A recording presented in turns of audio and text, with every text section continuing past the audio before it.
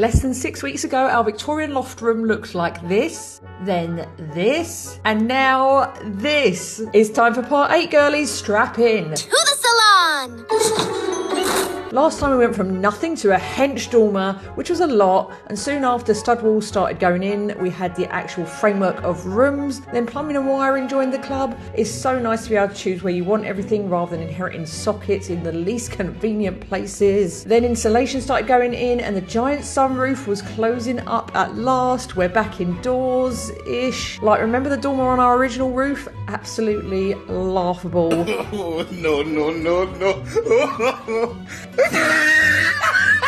This is the size of it now. Like, look at it. It's a giant, but all under permitted development, of course. We didn't have to go through planning permission for this. The roofers have also been hard at work covering it all, and we have a window in, so it almost looks like a house again. And inside, well, let's have a reminder of the before, just 6 weeks ago. And now she's fully plasterboarded. We have walls, ceilings, storage, windows, doors. Like, the smallest things are making me so happy right now. There was no light in this room before, but these windows are letting it all shine through, and the fluted doors I was umming and ahhing about, well, they look gorgeous. And we have an actual bathroom ready for tiling very soon. I'm so excited, but I'm not done with the fireplace just yet. There's so much more to come in part 9.